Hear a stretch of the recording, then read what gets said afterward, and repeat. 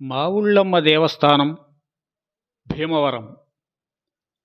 భీమవరం మావుళ్ళమ్మ విజయవాడ కనకదుర్గ తరువాత అంతటి మహిమాన్వితమైన తల్లిగా కొలిచే దేవత.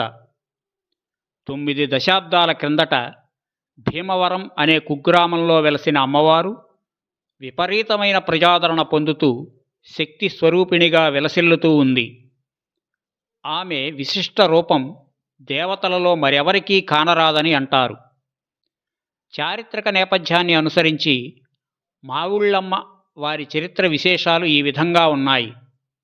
1880 వైశాఖమాసం రోజుల్లో భీమవరం గ్రామానికి చెందిన మారెళ్ల మంచిరాజు గ్రంథి అప్పన్నలకు అమ్మవారు కలలో కనిపించి తాను వెలసిన ప్రాంతాన్ని గురించి చెబుతూ ఇక్కడే తనకు ఆలయం నిర్మించాలని కోరింది.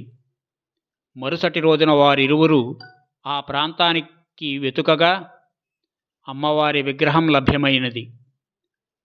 అటు నుండి వారు అక్కడ ఒక పాక వేసి అమ్మవారిని అక్కడ నిలిపి ఉంచారు. అమ్మవారి ఆదేశానుసారం వారు 5 దీపాలు ఉన్న ప్రాంతంలో ఆలయం నిర్మించారు. మామిడి తోటలో వెలసిన అమ్మవారిని తొలినాళ్లలో మావిళ్ళమ్మగా, తదనంతరం మావుళ్ళమ్మగా పిలవటం అలవాటయ్యింది. ప్రస్తుతం ఈ ఊరిలోని మోటుపల్లివారి వీధిలో అమ్మవారి గరగలు భద్రపరిచేందుకు నిర్మించిన భవన ప్రాంతంలో ఉన్న వేప, రావి చెట్లు కలిసిన చోట అమ్మవారు వెలిసినట్లు స్థానికుల కథనం. అప్పన్న, మంచిరాజులు ఉన్న మోటుపల్లివారి వీధిలో ఉన్న అమ్మవారిని భీమవరం నడిమధ్యకు తీసుకువచ్చారు. అమ్మవారి జాతర, ఉత్సవాలు వేరువేరుగా జరుపుతారు. మొదట్లో అమ్మవారికి అర్చకుడిగా ఒక రజకుడు ఉండేవాడు. అందువలన రజక సంఘం ఆధ్వర్యంలో ఒకసారి, పండ్ల పూల వర్తక సంఘం వారి ఆధ్వర్యంలో ఒకసారి ఉత్సవాలు జరుగుతాయి. 1910వ సంవత్సరంలో భీమవరాన్ని ముంచెత్తిన వరదల్లో అమ్మవారి విగ్రహం చాలా వరకు పాడైంది.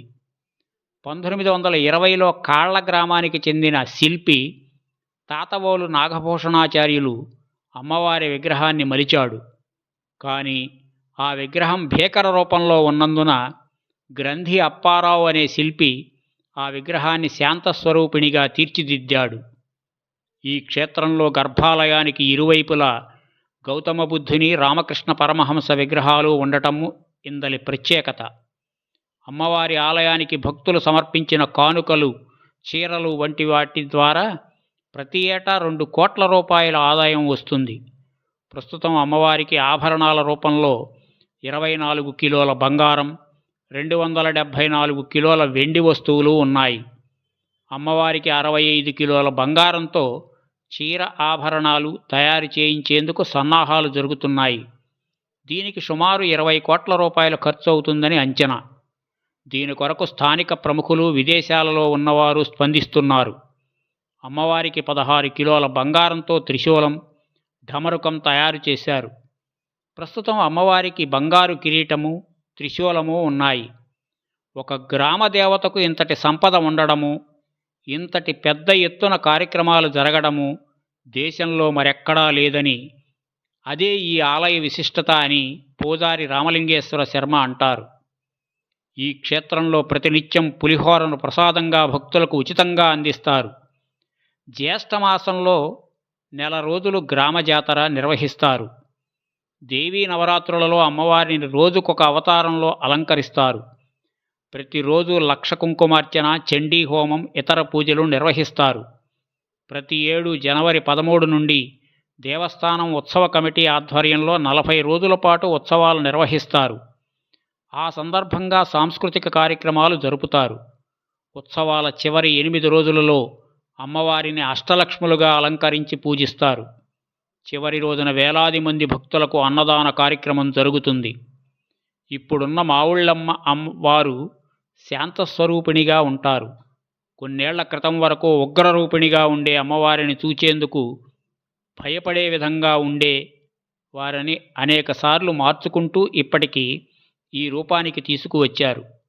1910వ సంవత్సరంలో వరదల కారణంగా అమ్మవారి విగ్రహం నీటిలో నాని చాలా వరకు దెబ్బతిన్నది.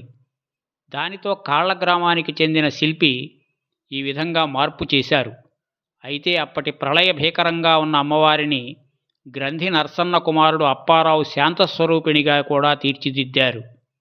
ఆలయానికి ఇరుప్రక్కల అహింసకు ప్రతీకలైన రామకృష్ణ పరమహంస, గౌతమ బుద్ధుడు విగ్రహాలను చెక్కారు.